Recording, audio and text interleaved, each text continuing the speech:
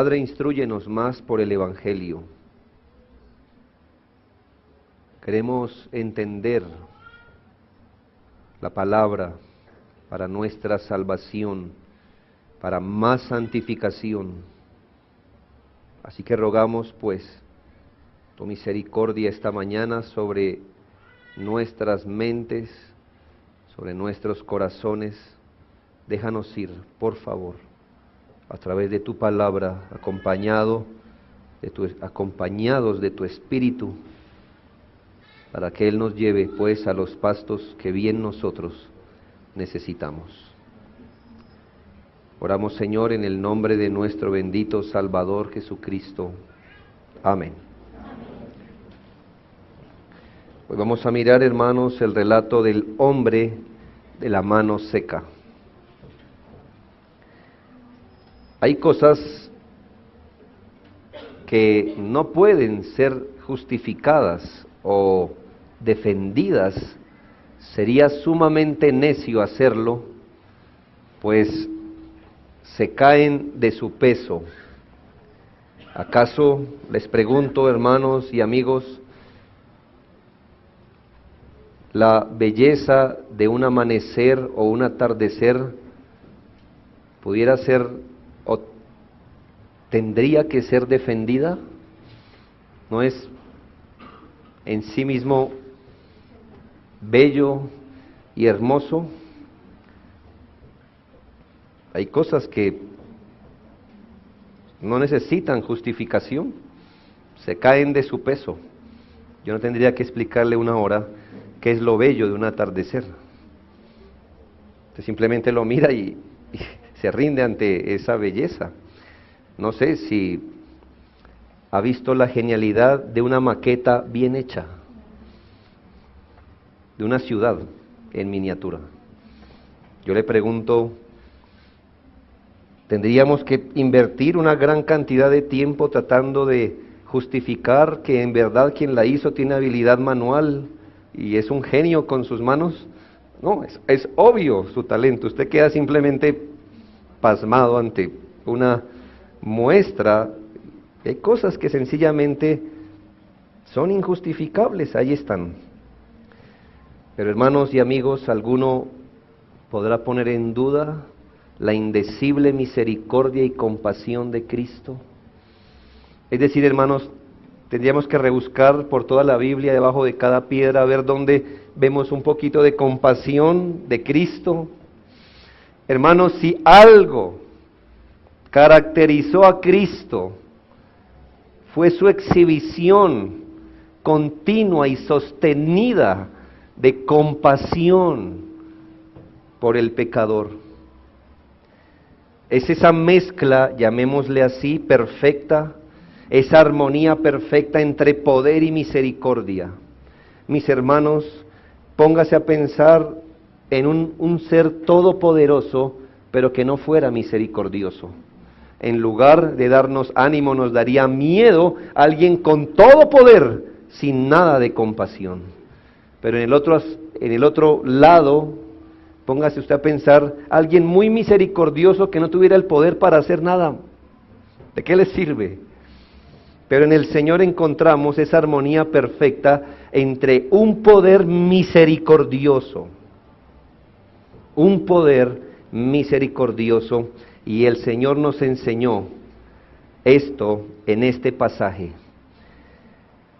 Aprovechando que estaba en una sinagoga un día de reposo, aprovechó para enseñarnos algo de su bondad, de su misericordia.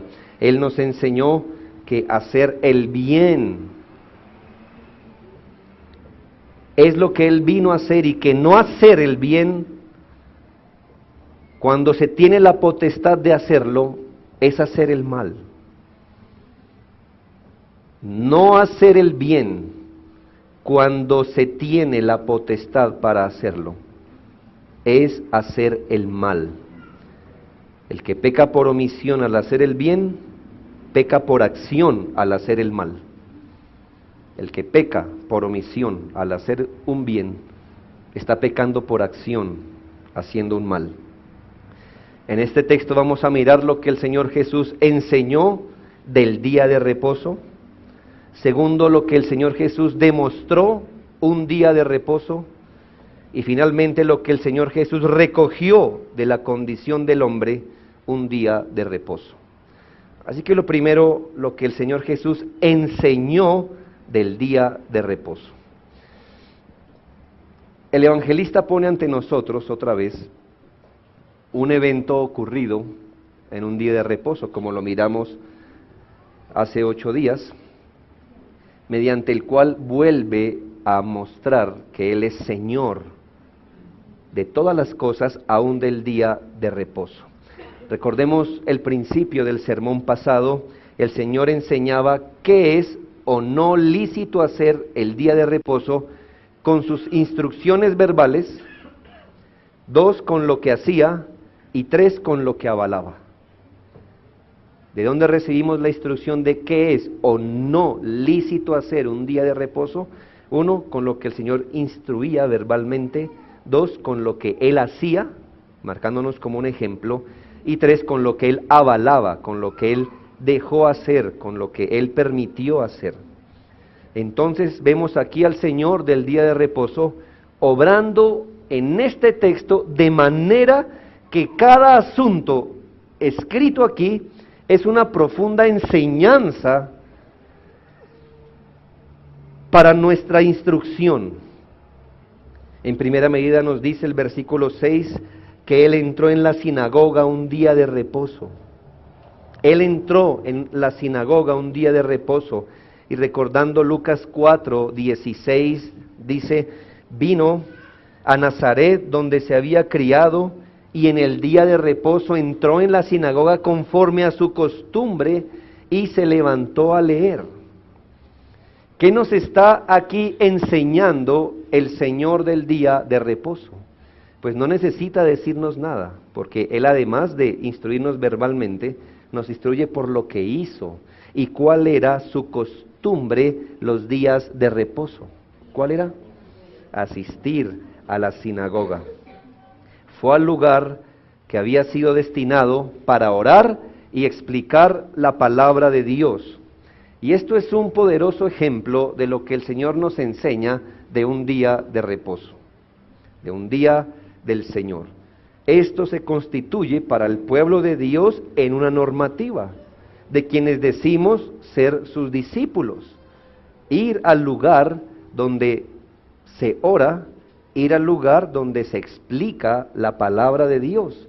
Él, pues, con su ejemplo, nos enseñó esto del día de reposo, pero en el versículo 6 nos sigue diciendo que entrando allí, Lucas 6:6, aconteció también en otro día de reposo que Él entró en la sinagoga y enseñándonos también qué otro principio, que hermanos, en un día de reposo, el mismo amo del día de reposo, piense usted, aquí está la palabra encarnada de Dios, explicando la palabra escrita de Dios.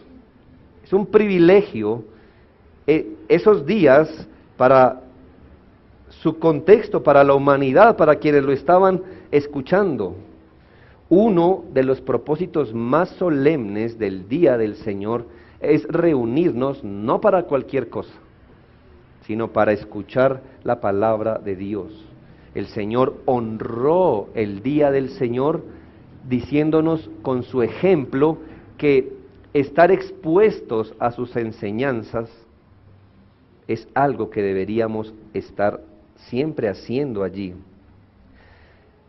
¿Cuál es la diferencia, hermanos?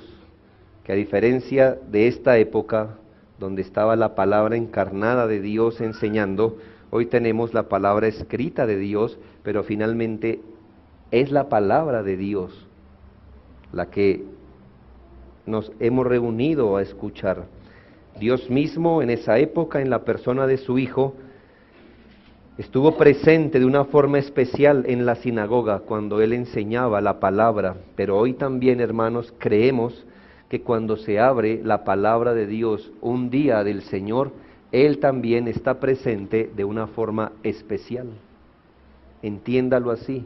¿Y de dónde sale esta expresión? Sale, hermano, de lo que el Señor hizo. Él bendijo a su pueblo. Los días de reposo, cuando entró a las sinagogas a explicar la palabra de Dios. Pero hermanos, ¿qué más nos enseñó el Señor del día de reposo? Allí estaba un hombre con una mano seca, inservible, es decir, con parálisis, y coincidió con el Señor el día de reposo en la sinagoga. No se nos dice más acerca de este hombre, si fue con fe, si fue simplemente por costumbre religiosa, porque sabía que estaba el Señor, no sabemos, pero allí coincidió con el Señor en la sinagoga. Nuestro Señor le llama y le pone en medio. Lo que sí sabemos, hermanos, es su actitud, porque no encontramos que Él se haya resistido, se haya preguntado, ¿qué será? ¿Por qué me mandó llamar? Sino que el Señor lo llama en medio y le pone allí, sabiendo lo que dice la Escritura, que los fariseos le estaban acechando. Así que aquí vemos un poco del espíritu del hombre de la mano seca. El Señor no lo llama a cualquier reunión, no lo llama al frente de cualquier reunión. Este hombre, si abrió bien los ojos, sabía que los fariseos estaban mirando, estaban conspirando, estaban tratando de ver qué el Señor hacía. Y cuando el hombre es llamado en el medio, va obedientemente. Y allí el Señor lanzó unas preguntas en el versículo 9, preguntas penetrantes. Entonces el Señor Jesús les dijo, os preguntaré una cosa, ¿es lícito en día de reposo hacer bien o hacer mal? ¿Salvar la vida o quitarla? En Mateo 12:11 se nos da la ampliación de este relato. Parece que Lucas resumió, pero Mateo 12:11 abre más, porque no fue la única pregunta que hizo. Él les dijo, ¿qué hombre habrá de vosotros que tenga una oveja, y si ésta cayere en un hoyo en día de reposo, no le echa mano y la levanta? Pues ¿cuánto más vale un hombre que una oveja? Por consiguiente, es lícito hacer el bien en los días de reposo. No solamente el Señor nos enseñó que ir al lugar donde se reúne el pueblo de Dios es lo que deberíamos hacer un día de reposo, sino nos enseñó que predicar y escuchar la palabra es algo que debemos hacer un día de reposo, sino que nos enseñó que hacer el bien, que mostrar misericordia es lícito un día de reposo, que es completamente lícito hacer algo para preservar la vida, para ayudarla, que mostrar compasión va en el sentido de lo que es lícito en el día de reposo. El Señor entonces nos da serias lecciones. Si pusiéramos atención y quisiéramos profundizar sobre cada asunto aquí planteado, sería un asunto de mucha explicación, pero por ahora lo resumiremos así. Estar donde está el pueblo de Dios, escuchar la palabra de Dios y hacer el bien son cosas lícitas el día de reposo. No es algo arbitrario, no es algo nacido de la sabiduría humana, es algo que el Señor, que es el Señor del día de reposo, enseñó con sus palabras y su ejemplo. Pero vamos un poco más al fondo. En segunda medida, lo que el Señor Jesús demostró en un día de reposo. Y vamos a ir más adentro, hermanos, para mirar lo que nuestro bendito Salvador exhibió ese día en la sinagoga. Aquí vamos a ver la demostración del poder misericordioso del Señor. Si bien, hermanos, la discusión aquí está alrededor del día de reposo, también es cierto que el Señor no retuvo su compasión, su poder, ministrando al corazón de los hombres y mostrando cómo entre las cosas que Él es Señor del alma, es Señor de la salvación. Nuestro Señor Jesús nos enseñó que las cosas lícitas en el día de reposo deben hacerse sin importar las expectativas de los demás. Piense esto, si el cuadro no hubiera hecho retroceder a muchos de nosotros. El Señor entra en la sinagoga un día de reposo y sabe que lo están acechando, están buscando su caída, están buscando qué el Señor dice o hace para poder atraparlo y hacerle quedar mal como un maestro y desacreditarlo. Ahora, el Señor pudo haber dicho, ese hombre necesita ser sano. Y yo quiero mostrar mi compasión, pero vamos a hacer una cosa. Cuando salgamos de la sinagoga, lo llamo aparte. Y allí aparte lo sano. ¿No, hermanos? El Señor nos enseñó que las cosas lícitas se deben hacer, sin importar la expectativa que otros tengan sobre uno. Las cosas buenas son buenas. Y ellas hay que hacerlas. Si esto incomoda a alguien, hermano, que así sea, que así sea. El Señor entró al lugar donde sabía que lo estaban persiguiendo y vio la necesidad del hombre y la oportunidad de enseñar. Ahora nuestro Señor de sobra sabe qué va a pasar después que sane al hombre. Era un costo alto, pues haciendo un bien iba a recibir un mal. Aún así el Señor hizo lo que es lícito hacer. Mire esta demostración del Señor, cómo no se convierte en una gran lección para nuestra alma. Hermanos, lo que es lícito hacer el día del Señor, eso es lícito. Si alguien nos aplaude, gloria a Dios. Y si alguien se incomoda, aún así hay que hacerlo. Eso nos enseñó el Señor en el día de reposo. Él no retrocedió, lo que era lícito hacer, era lícito hacer. Y los creyentes no debemos retroceder de hacer lo que es lícito, sin importar las expectativas de los demás sobre uno. Además, en el versículo 8, dice la palabra del Señor, mas él conocía los pensamientos de ellos, y dijo al hombre que tenía la mano seca, levántate y ponte en medio. Lo que el Señor hace es totalmente deliberado, porque Él no hace algo y luego mira cuál era la reacción, sino que antes de hacer algo, conocía cuál era el pensamiento de los hombres. Así que esto es totalmente deliberado. Y aquí ¿qué demostró el Señor? No solo demostró su apego a lo que es bueno, porque lo que es lícito, hermano, es lícito hacerlo. Y punto. Él nos enseñó eso, Él demostró su apego a la voluntad del Padre. Pero no solamente eso, el Señor pone aquí de manifiesto su poder omnisciente. El Señor demostró en ese día de reposo que cualquier cosa que hizo, lo hizo con conocimiento del pensamiento de los hombres sobre Él. Y esto pone un gran valor en lo que hizo, porque aún sabiendo lo que ellos pensaban, lo que ellos querían que Él hiciera para poderlo inculpar, ni aun eso lo detuvo de hacer el bien. El Señor, entendiendo lo que ellos pensaban, dice, Él conocía los pensamientos de ellos. Es tonto, hermanos, luchar con un enemigo omnipotente, ¿no cree? Y es tonto pelear con un enemigo omnisciente.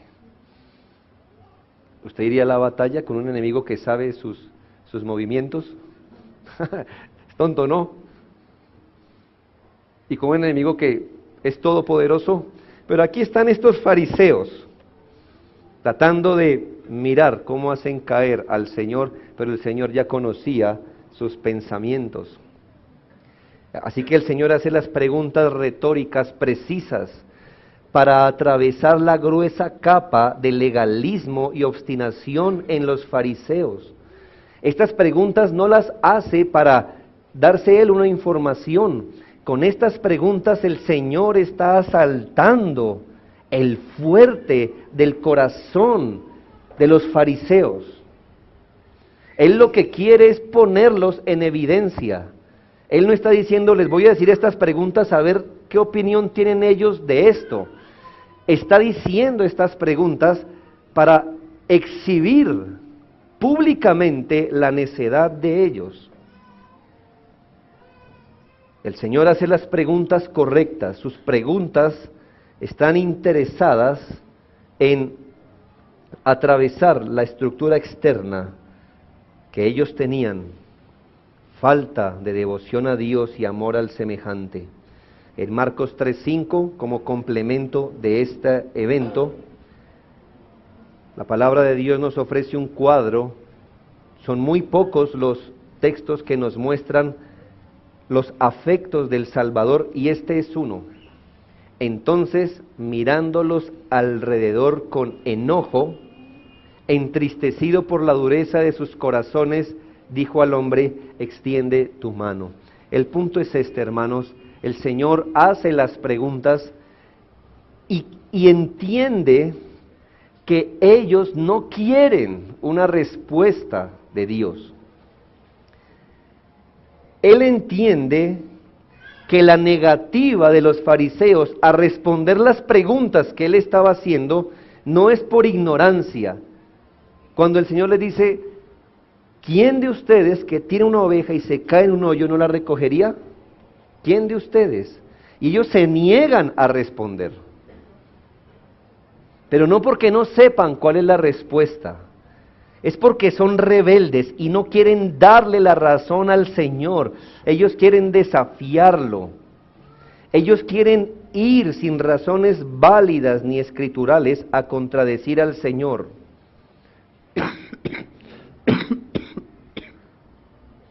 Por eso la palabra de Dios dice que Él los miró con enojo.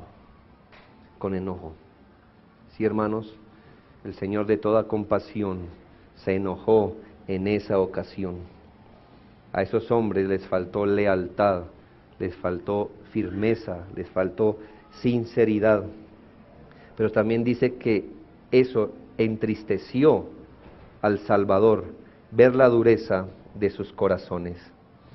El Señor muestra su poder omnisciente, no fijándose de la religiosidad externa de quienes le rodeaban, sino entrando con todo discernimiento a través de las capas de su corazón, llegando al centro. El Señor también mostró que no se iba a negar a hacer lo que es lícito, lo que era necesario hacer en ese momento. Él demostró su poder misericordioso sanando la mano seca de un hombre de forma sobrenatural. Si algo nos queda claro en este texto es que Él demostró su misericordia. Dios, según sus propias palabras, consideraba el bien del hombre como un bien mayor que el que se le da a las bestias. Él dijo, ¿cuánto más vale un hombre que una oveja? Por consiguiente, es lícito hacer el bien los días de reposo. Aquí el Señor nos está enseñando y demostrando el valor en el que tiene al ser humano. No estamos disparando a la ciega, hermanos. Después vamos a amarrar todo esto. Pero ¿cuál es el punto, hermanos? El Señor en la palabra afirma que el valor de un hombre es mayor que el valor que tienen las bestias. Aún así, ¿quién se negaría a hacerle el bien en los días de reposo a una oveja? ¿Cuánto más vale un hombre que una oveja? Esto contradice, como un paréntesis aparte, eso que por ahí están enseñándole a sus hijos, que es igual matar un perro que matar un hombre. No es igual. Más vale un hombre que una oveja. más vale. ¿Y quién dijo eso? El que creó todas las cosas. Así que este argumento de, ay, no mates ese zancudo, ¿no ve que es igual que como quien mata a un hombre? No es igual, no es igual. Estamos diciendo que el hombre puede hacer con la creación de Dios lo que bien le parezca, no. Pero tampoco estamos diciendo que la vida de un hombre es igual a la vida de una bestia. Pero aquí hay una gran lección, hermanos. Y es que el Señor está mostrando esa crueldad de los fariseos a preferir que ese hombre quedara sin sanidad, a preferir salvar los animales que a regocijarse porque Cristo lo fuera a sanar. Quiero que usted entre y por un momento piense en el corazón de un fariseo así. Ellos en su interior realmente querían que el Señor hiciera algo con él, pero no para regocijarse. Ellos odiaban el bien del hombre. Preferirían 1000 veces sacar una oveja de un hoyo que regocijarse si Cristo sanaba un día de reposo. Mire, hermano, el Señor discierne el corazón y usted jamás se fíe de la religiosidad, ni siquiera si es su propia religiosidad. Corazones duros y crueles pueden permanecer bajo capas de religiosidad. Estos hombres supuestamente amaban guardar el día de reposo y hacían largas oraciones y ayunaban 2 o 3 veces por semana. Aún así hubieran preferido que Cristo nunca hubiese sanado un día de reposo. Y si lo querían, era solamente no para que Él mostrara misericordia a un hombre, lo querían era para poder inculpar al Señor. El amor de Cristo contrastó enormemente con la hipocresía farisea. Pero aquí, hermanos, vemos algo del corazón de nuestro Señor, esa misericordia, aliviando el dolor de quien nada pudiera hacer por sí mismo. Y como hemos dicho siempre, hermano, cada milagro del Señor nos deja ver un aspecto glorioso de Cristo como Redentor. ¿Qué piensa usted que podemos derivar, al menos de forma breve, qué nos enseña este episodio del Evangelio de Cristo? Hermanos, que Él no solamente tiene misericordia de un hombre, sino que era obvio que esa misericordia fue mostrada a quien nada más podía hacer para aliviar su situación. El Señor está mostrando misericordia hacia un hijo perdido de Adán, que nada puede hacer para cambiar su condición.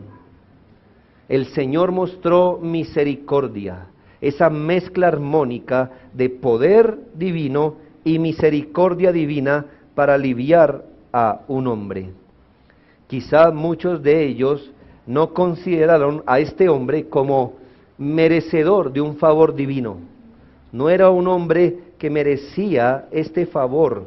Quizá si hubiera sido un fariseo, un intérprete de la ley, quizá ellos sí hubieran sido aptos para que Dios tuviera misericordia de tan nobles personas, pero no de un hombre lisiado, no de un hombre que jamás pudiera haber servido en los asuntos del templo, porque es un hombre incapacitado de un brazo.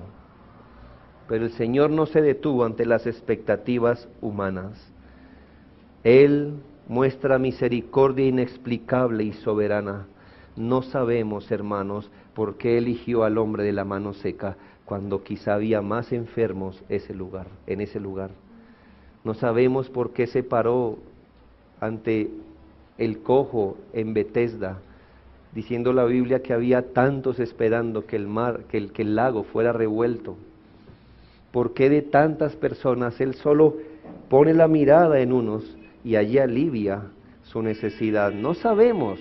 Él es misericordioso, pero Él es soberano.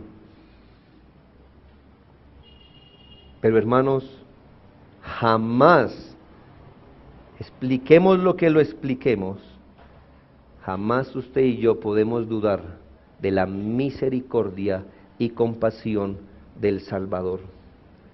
Pero aquí hay una puntualización del poder de Cristo, y me parece un asunto de lo más singular y sorprendente. Les recuerdo que el hombre tenía la mano paralizada, y el Señor le dijo: extiende tu mano. Un momento, hermanos, un momento.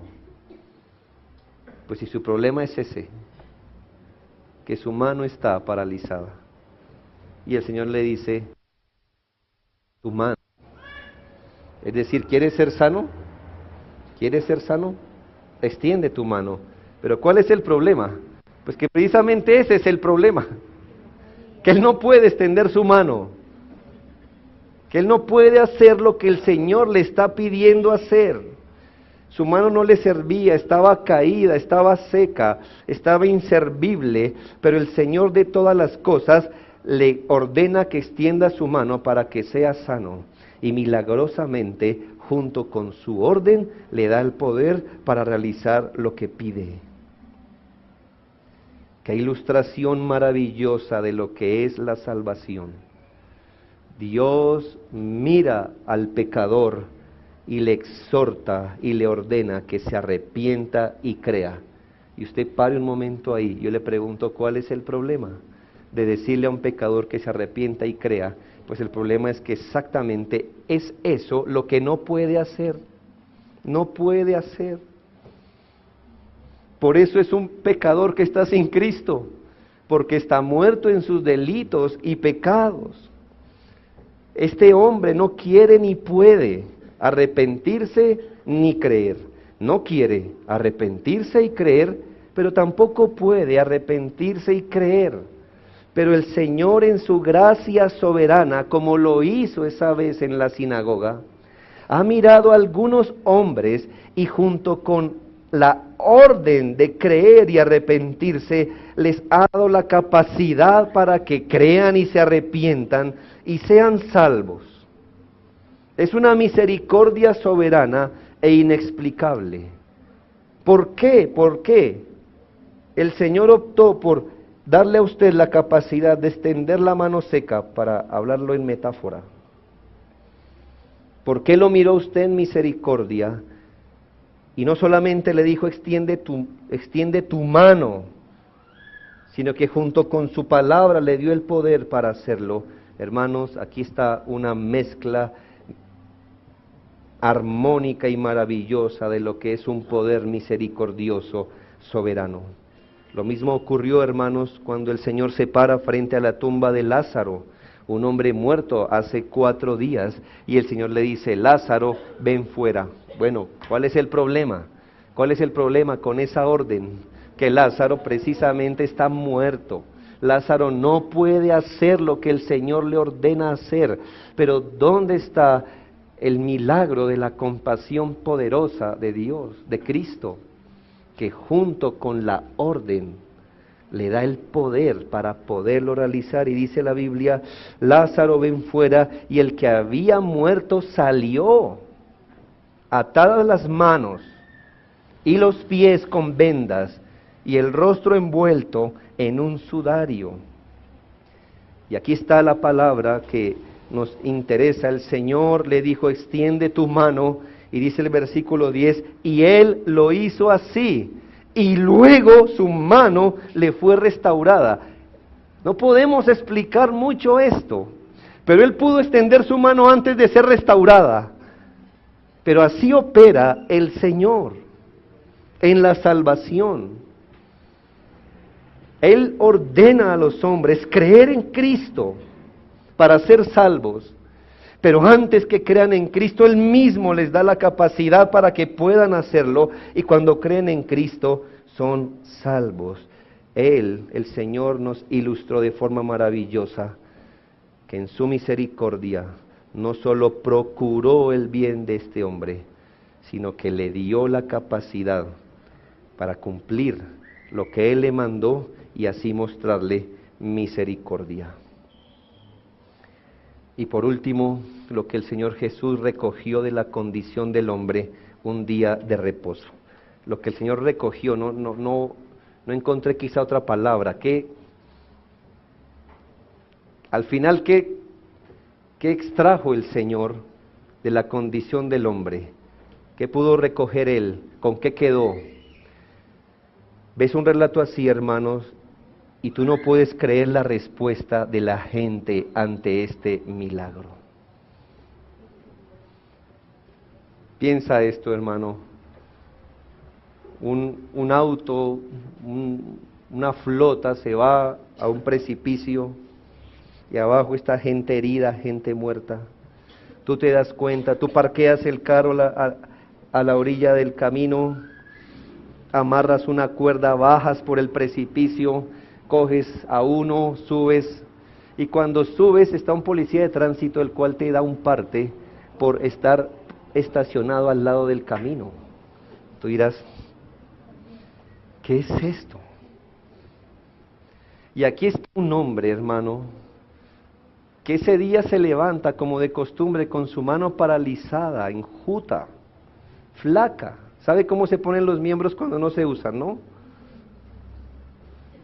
Secos, su apariencia horrible. Y va al lugar donde debería estar, al lugar donde se escucha la palabra de Dios, y ese día Cristo quiso tener misericordia de él. Hermano, ¿acaso se le puede poner más belleza a este relato? Solo piense, qué lindo debió ser ese cuadro. Una sinagoga, el Señor del día de reposo dentro, predicando y mostrándole misericordia a un hombre de la mano seca. ¿Hay algo más bello que eso? ¿Ha visto usted una fotografía más hermosa que esta? Pero aquí no solo ves la maldad de unos hombres que van a la sinagoga, no para adorar a Dios ni estar receptivos a su palabra, sino para ver qué pescan, qué usan para destruir al Señor, qué herramienta carnal afilan para ser más mundanos e impíos. Tener al Señor de la vida, el Señor de todas las cosas, aún del día de reposo, enseñando la palabra de vida, siendo Él mismo la vida y la luz de los hombres, y estar agazapados esperando algo para acusarle. Esa actitud de preferir ver a alguien en su miseria antes de alegrarse por el poder de Dios sanando a un hombre. Molestarse tanto porque el Señor les enseñaba el verdadero sentido de un día de reposo, que no lo pueden soportar y conspiran para acabar con el Señor. El versículo 11 dice, y ellos se llenaron de furor. Así que no fue una pequeña molestia. Ellos se llenaron de furor y hablaban entre sí qué podrían hacer contra Jesús. Y los textos paralelos nos dicen, y salidos los fariseos tuvieron consejo contra Jesús para destruirle. Aquí entendemos y casi que ponemos actos concretos cuando en el Evangelio de Juan, capítulo 3, versículos 18 al 20 dice. Juan 3, 18 al 20. Y les recuerdo que Juan 3, 18 está después de Juan 3, 16. Usted dirá, buen punto, ¿verdad? Hermanos, nuestro texto tan conocido, ¿no?, con el que nos acercamos a un impío. Porque de tal manera amó Dios al mundo, que Él ha dado a su Hijo unigénito, para que todo aquel que en Él cree no se pierda, mas tenga... Bueno, va a citar el texto, cítelo todo, versículo 18. El que en Él cree no es condenado, pero el que no cree ya ha sido condenado, porque no ha creído en el nombre del unigénito Hijo de Dios. Y esta es la condenación, me parece estar viendo el cuadro en la sinagoga, y esta es la condenación, que la luz vino al mundo, y los hombres amaron más las tinieblas que la luz, porque sus obras eran malas. Porque todo aquel que hace lo malo aborrece la luz y no viene a la luz, para que sus obras no sean reprendidas. Y glorioso es que el Evangelio nos diga por qué ellos obraban así. Según este texto, por qué los fariseos obraron así. porque sus obras eran malas y solo querían seguir justificándolas. Sí, hermanos, ellos no sabían que era guardar el día de reposo. Y no querían hacer otra cosa. Y era mejor destruir al que les enseñaba que lo que estaban haciendo era mal, que ir a la luz, o si no, que hubiera pasado lo que pasó. Sus obras fueron reprendidas, fueron exhibidas. Sí, amigos, hay algo que el hombre odia más que las tinieblas: la luz. Se lo pongo en otros términos. Hay algo que el hombre odia más que al mundo malo. Sí, sí. Los hombres dicen, este mundo está horrible, este mundo, está cada vez más peligroso, más inmoral, este mundo, sí. ¿Sabes qué odian más que este mundo? A Cristo, que los libra del mundo malo. Hay algo que el hombre odia más que vivir 6 días para sus afanes y vaivenes. Pregúntale a cualquier hombre, ¿qué tal la semana? En una lucha, no, es complicado, ya la cosa no alcanza. Hay algo que el hombre odia más que 6 días para sus afanes y vaivenes. ¿Sabes qué? Guardar un día santo para el Señor. Hay algo que el hombre odia más que la compañía de hombres malos, tramposos y violentos.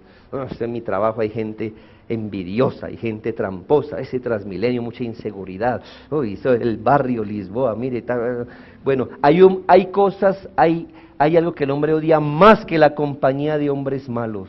¿Sabes qué es? La compañía de los hijos de Dios, adorando al Señor.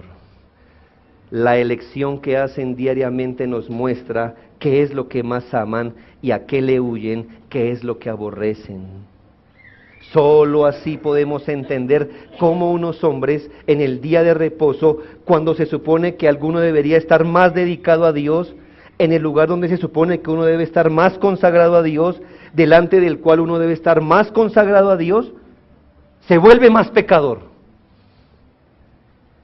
Es increíble. Estaban en el día que era, delante de quien era, en el lugar que era, para volverse más pecadores. Este mundo odia a Cristo, hermanos. No al Cristo que ellos han inventado, al Cristo bíblico, tal y como se ha revelado a su palabra. ¿Qué aprendes de tu propio corazón? Que si nosotros fuéramos dejados a lo que nuestra alma desea, eso mismo haríamos hoy. El Señor sabe con quién está tratando. Sí, hermanos, tenemos la gran capacidad no de ser el hombre de la mano seca, de ser el fariseo que odia al Señor, si fuéramos dejados a nuestra propia mano. Quisiera concluir con 3 cosas y amarrar lo que hemos visto hoy. Yo quisiera animarle, hermano, a ajustar su vida más y más al espíritu del día del Señor, tanto como a su ordenanza externa. No basta la forma externa, escuche bien, estoy diciendo que no basta la forma externa, no estoy diciendo que no se deba observar, estoy diciendo que no basta. ¿Y cómo lo sabemos? Los fariseos también estaban presentes en la sinagoga el día de reposo. ¿Y eso qué comprobó? ¿Qué comprobó, hermanos? ¿Comprobó su obediencia? No. La expresión externa, la obediencia externa no es suficiente. Aun cuando estaban en la sinagoga, Cristo también estaba allí, y estaba en un día de reposo, Cristo también estaba allí. Ellos no guardaban el día de reposo, ni siquiera amaban a Dios, ni siquiera amaban a Cristo, ni siquiera querían escuchar su palabra y no amaban al prójimo. ¿Cómo puede ser esto en una sinagoga, en un día del Señor? Pero hermanos, sí se puede, ahí está la muestra. Cuidémonos de resaltar tanto la práctica externa del día del Señor que olvidemos el espíritu del día del Señor. No estoy diciendo que no le preste atención a lo externo. Estoy diciendo que cuidado con alimentar el fariseo que todos tenemos adentro. De estar en el día indicado, en el lugar indicado, en la actividad indicada, alimentando un espíritu pecaminoso. Usted dirá, ¿eso se puede? Sí, eso es lo que estamos viendo hoy. Exactamente lo que hicieron los fariseos. Pero también cuidémonos de pensar que el espíritu del día del Señor no toma ninguna forma externa específica. Cuídese también de concluir que guardar el día del Señor o guardar el espíritu del día del Señor no toma formas externas específicas, porque sí las toma. ¿Qué forma específica tomó el obrar de Cristo en el día de reposo? De ir, de estar rodeado de su palabra y de hacer el bien. ¿Sí ve? Yo no puedo decir, mire hermano, yo ahorita estoy compartiendo con mi familia aquí en un asado, pero estoy guardando el espíritu del día del Señor. No. Si usted está observando el espíritu del día del Señor, eso va a tomar una forma específica acorde al espíritu. Le hago esta pregunta, ¿los fariseos estaban guardando el espíritu del día de reposo? No. Entonces, ¿qué forma tomó?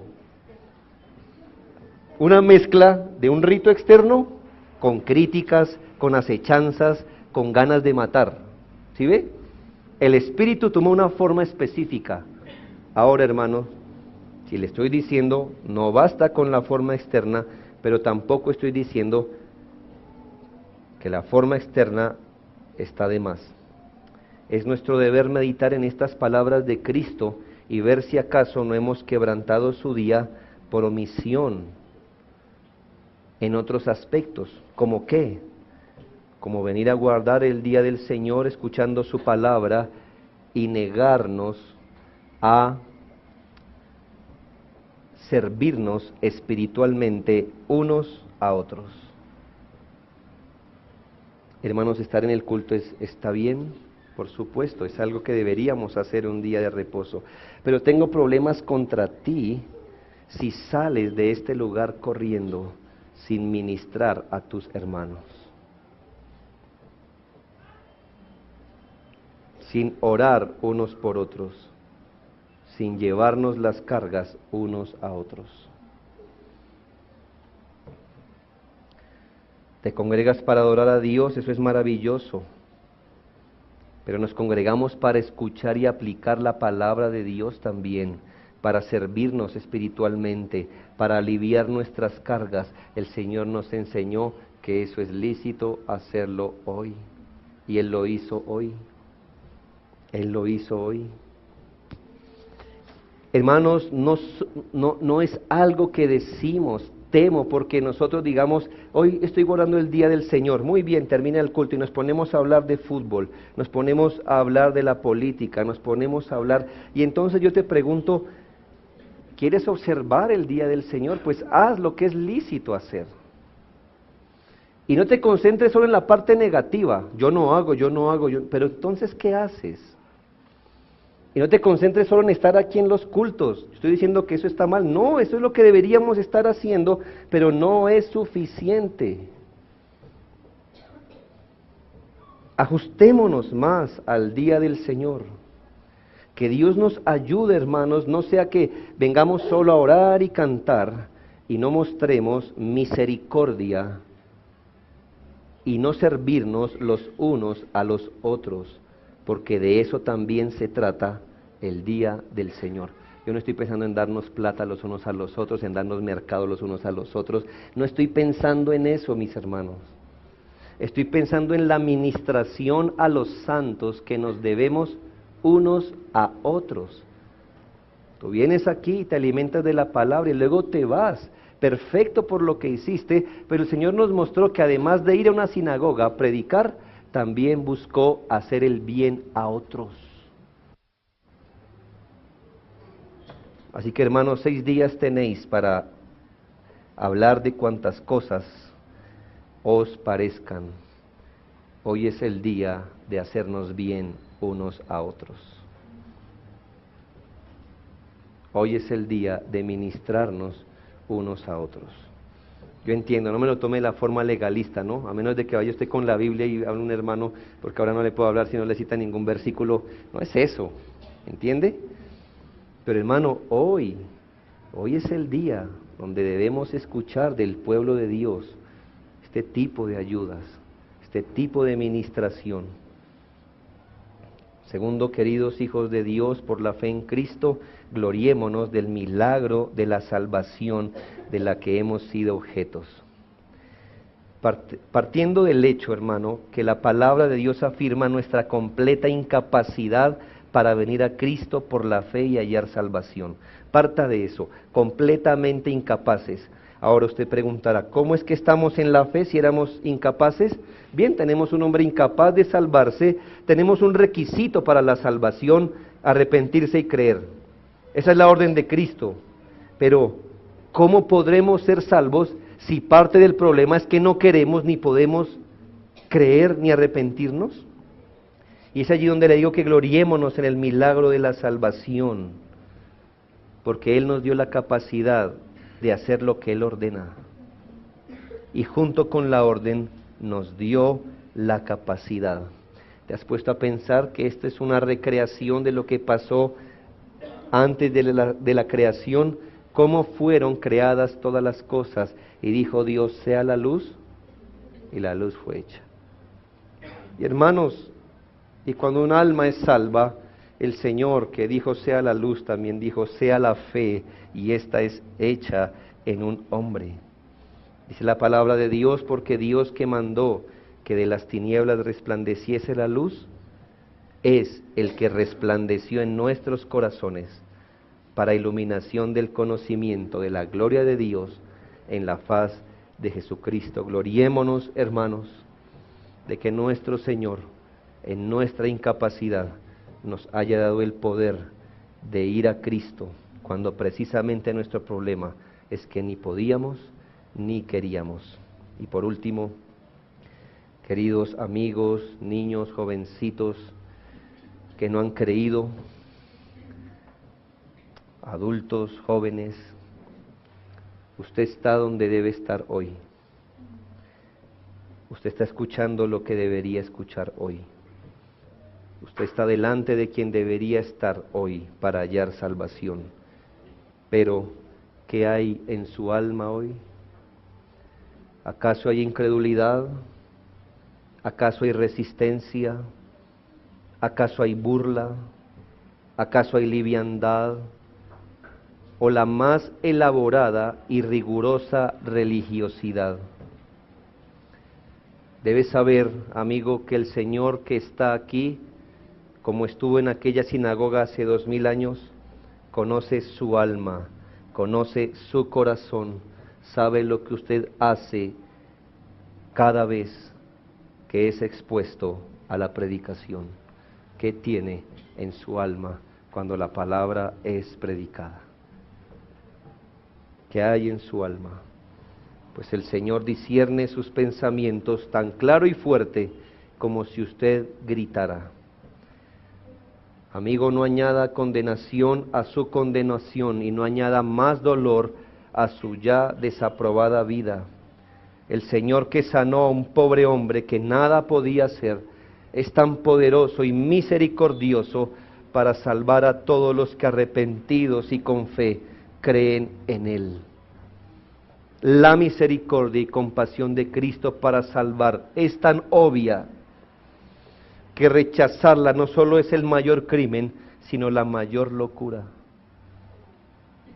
Usted jamás podrá disculpar que no sabía que Cristo era misericordioso y compasivo.